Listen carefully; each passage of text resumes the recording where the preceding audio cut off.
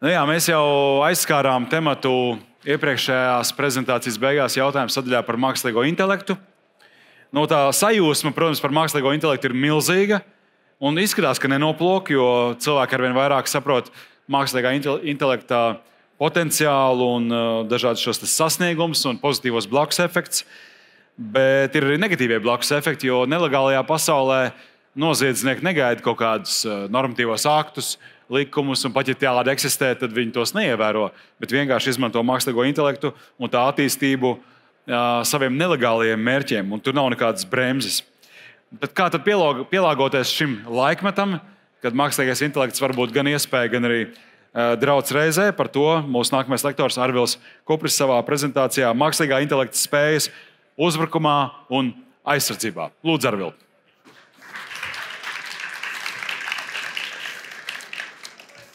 Mani dzird, sveiki visiem, mani sauc Arvils Kupris. Esmu mākslīgā intelekta Latvijas asociācijas vadītājs un šodien parunāšu par radniecīgu drošībai tēmu. Mākslīgo intelektu, kurš ir pārņēmis visas konferences, visas sarunas, visas prezentācijas, un tā jau šķiet, ka visiem sēž jau diezgan dziļi aknās. Teikšu godīgi, arī man.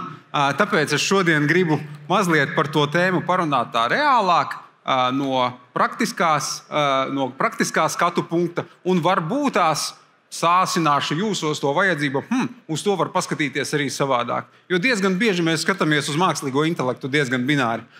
Tur ir kaut kas priekš manīm, vai tur nav nekas priekš manīm. Kāds paskatās tur halucinācijas iekšā, mani tas neinteresē, tas mani neskara, es eju tālāk labot savējos procesus vai produktus. Šodienas tēma ir par rīkiem uzbrukumā un aizsardzībā. Nomierināšu jūs uzreiz, nekādu rīku es jums šodien netirgošu.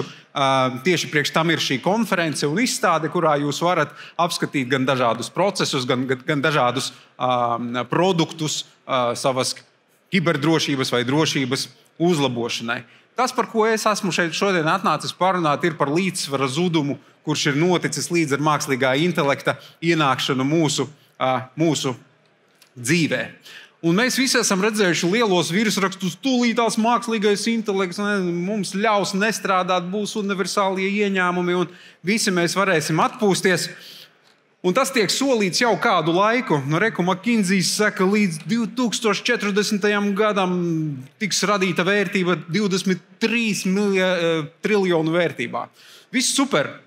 Kāpēc tas tā notiek un kāpēc tas tā tiek solīts? Jo mēs redzam visus grafikus, kuros mākslīgā intelekta spējas pietuvojas cilvēka spējām, vai pat daži saka pārsniedz, tur gan ir mazs sāķis. Modeļu efektivitāte strauji iet uz priekšu un pieejamās datoru jaudas vai skaitļošanas jaudas ir milzīgas.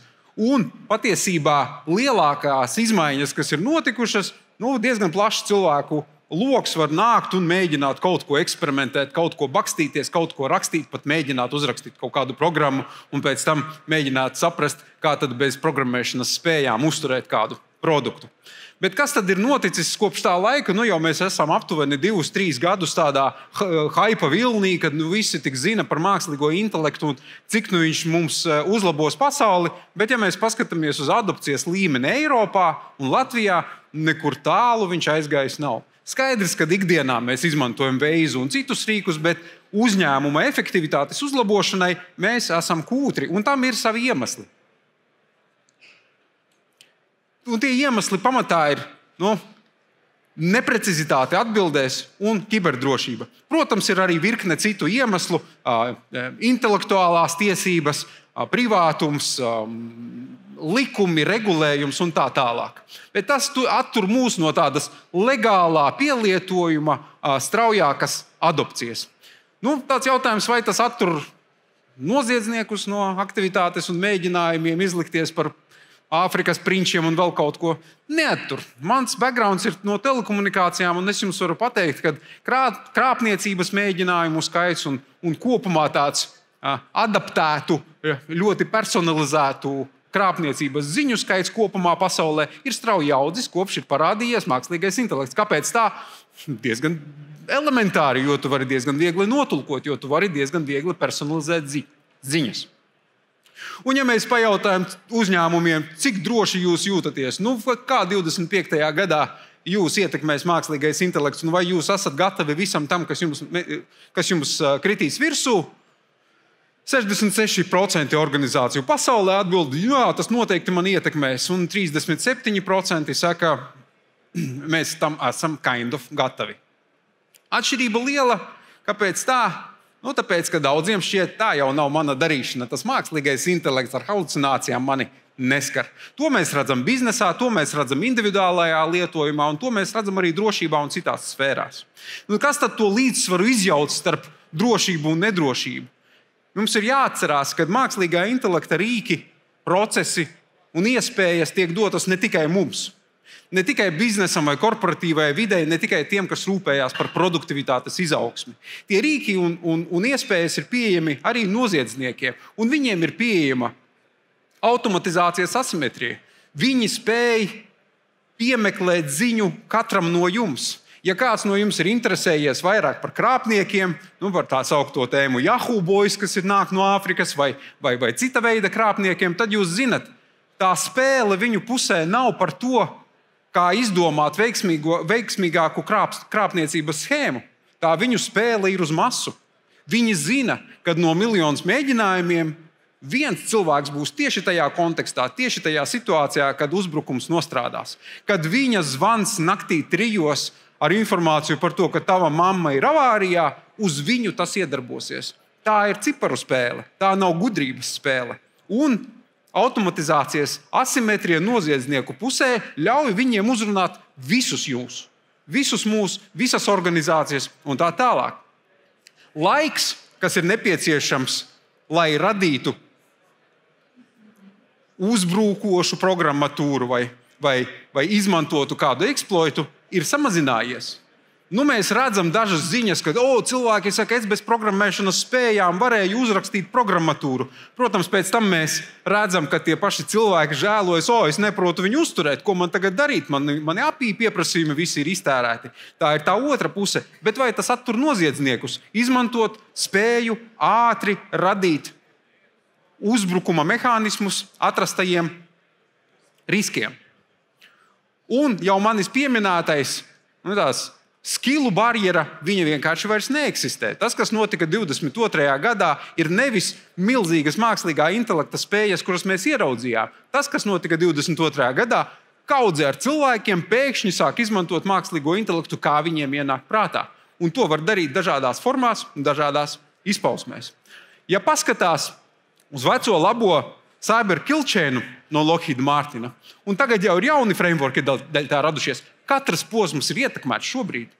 Katrā posmā uzbrukšanas spējas ir uzlabojušās. Un mēs šobrīd jau skatāmies uz risku vairāk kā uz tādu jau uzlabotu, AI optimizētu monstru, kurš mums uzglūn virsū.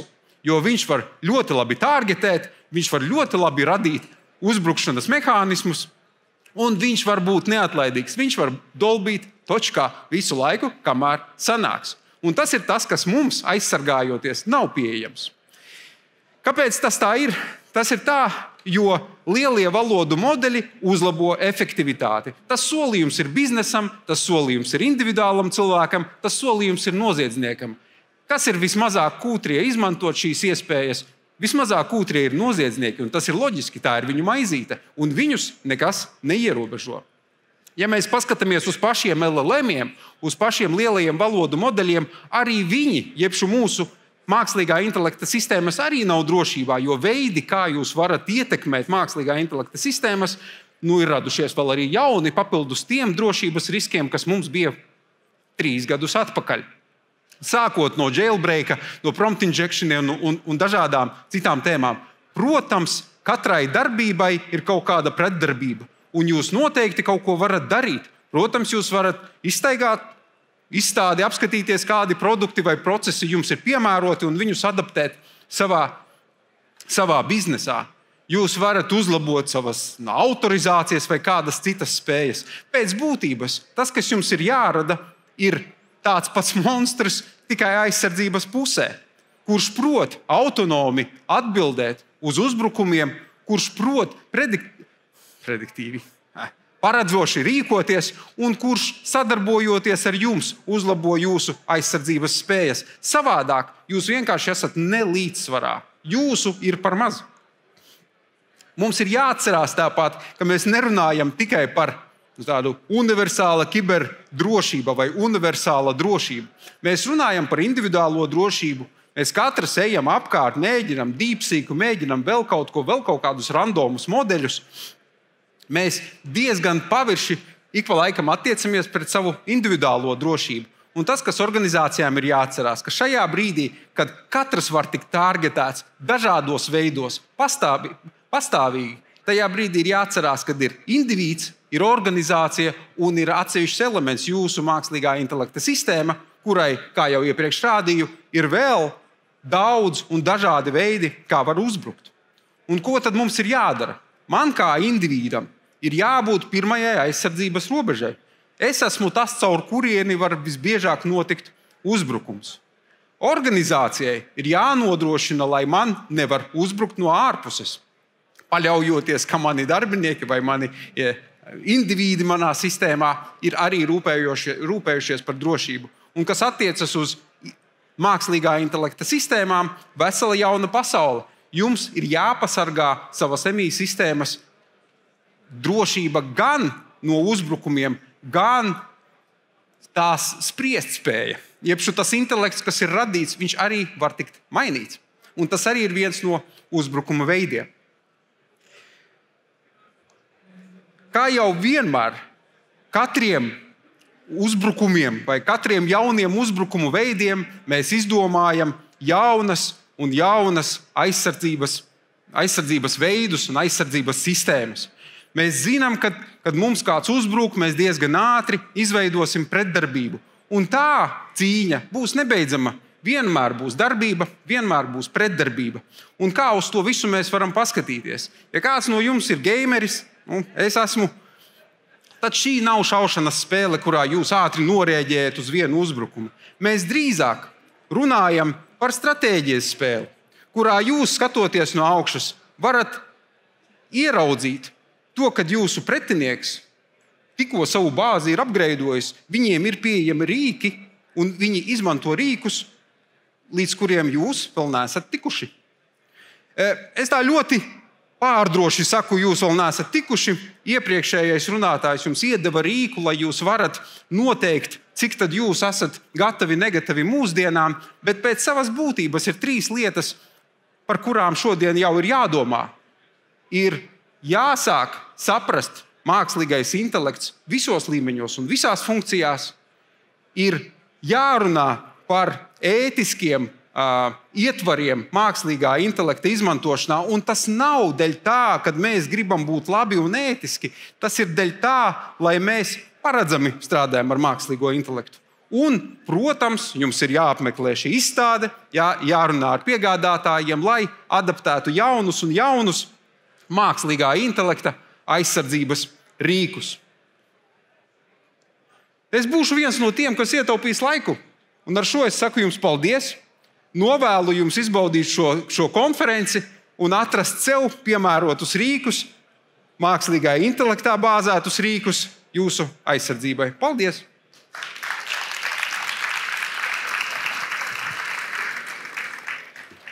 Tu man pārsteidz nesagatavot. Tāpat kā mākslīgais intelekts. Jā, tas mums visus pārsteidz. Bet vai jūs zināt, cik ilgi mākslīgais intelekts jau ir ar mums, ar cilvēci? Gadus, cik 40, ne?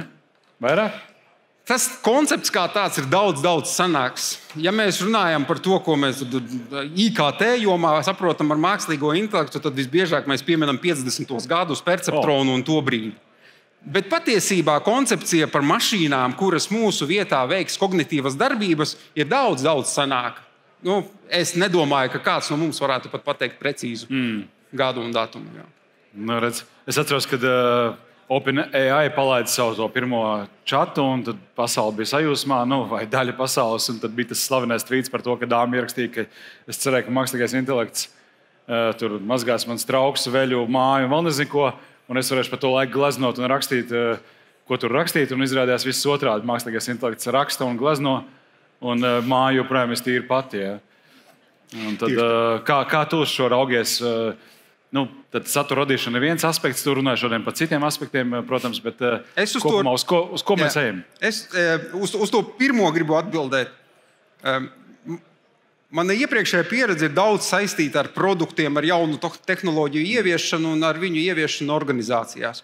Un tad, kad tu skaties uz kaut kādas jaunas tehnoloģijas ieviešanu organizācijā, tu saskaries ar pretdarbību, ar kaut kādu konkurenci.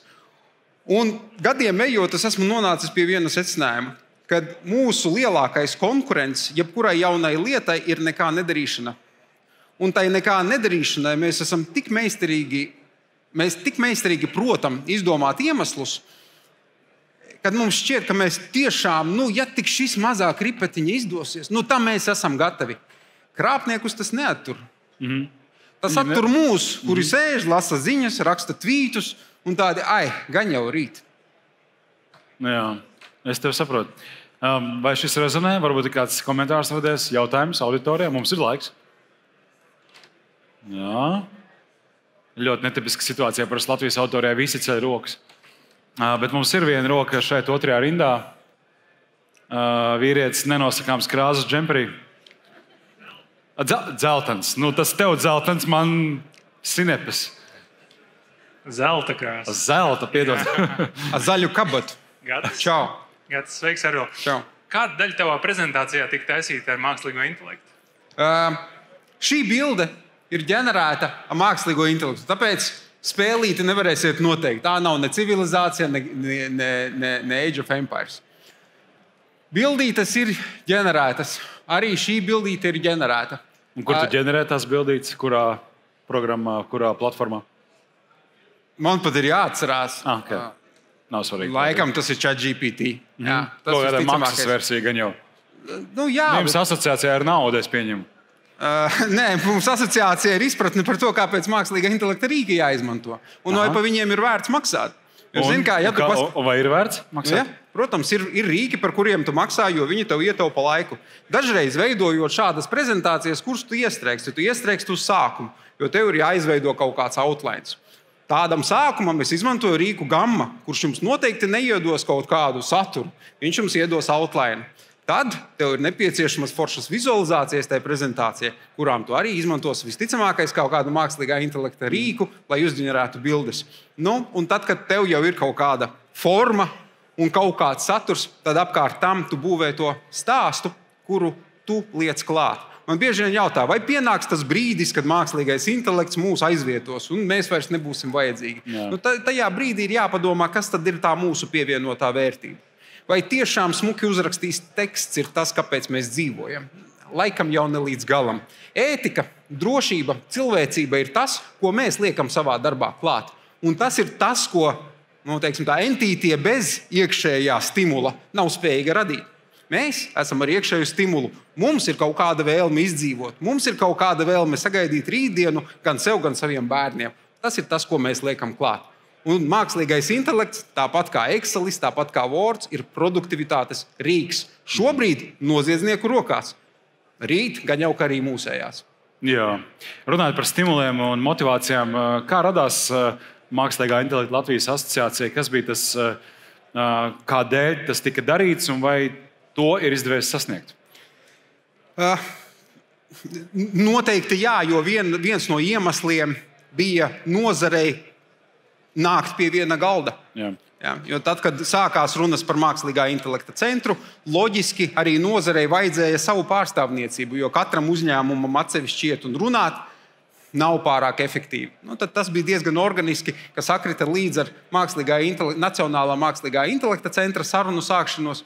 Tad Mākslīgā intelekta asociācija arī tapa kā vieta, kur rosināt tādas sarunas. Un kā tur iet ar to mākslīgā intelekta centru? Kaut kā es saprotu, ka deputātiem nevienmēr ir tur tā viss ir kārtībā. Vakar Latvijas vēstnesī ir izsludināts likums. Viss kārtībā. Jā. Un kas tad tur būs?